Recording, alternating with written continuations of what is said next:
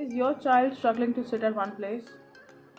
Is your child struggling to attend online classes? Well, join the gang. Hi, my name is Divya and I'm a mother of a 3.5-year-old boy, and these last 1-2 weeks has been a torture, and I know you can relate to it. Why it has been a torture? Because my son would just not sit through. I had no idea what to do.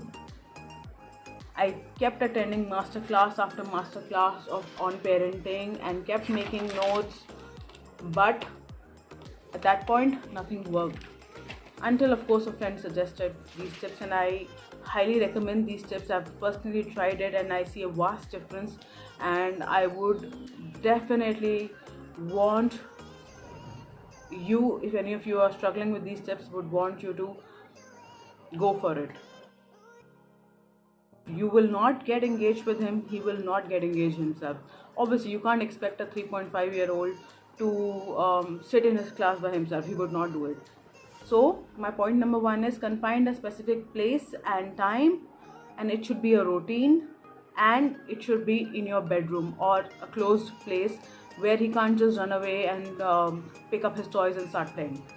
Don't make him sit at a place which is open, right? So I used to make him sit at a living room on a table, but she said go to your room and sit with him in that room, lock that door, and it should be yours and his study time.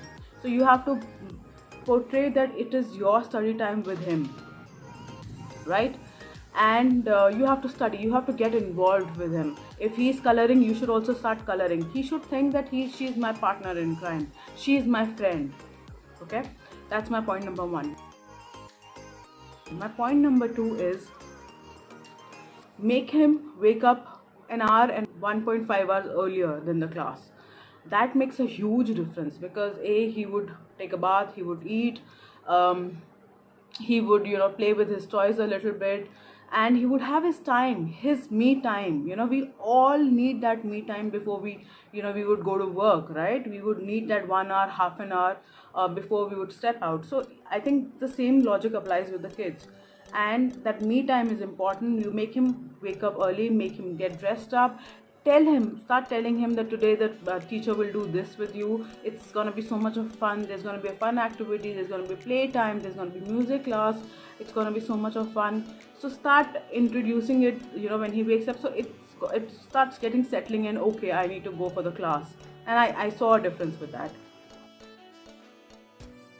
Now my point number three is that feed your child before the class and in between, because it is important.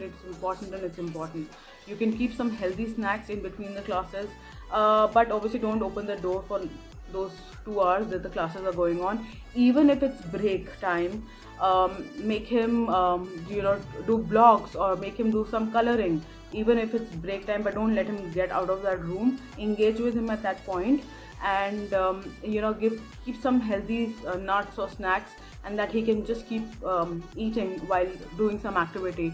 So because hunger, if he's hungry, he'll get frustrated, so you don't want that, right? So you can keep some fruits or nuts or whatever works for your child.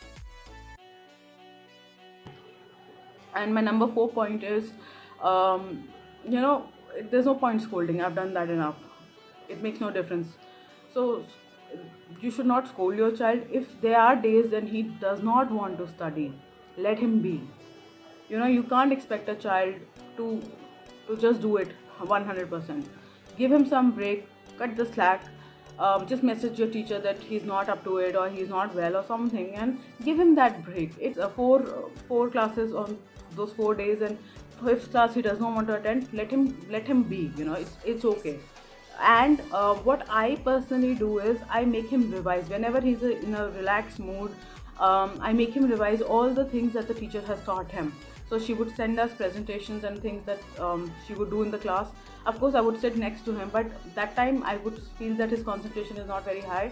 But there are times once in a week I would sit with him for half an hour, 45 minutes, and I will make him do everything, and he would listen at that point. And then I'm gonna ask him questions and show him flashcards, and he would respond then. So it's okay if he does not study, but also just give him a little feeler that he should study because it is important for him to study, but don't pressurize your child.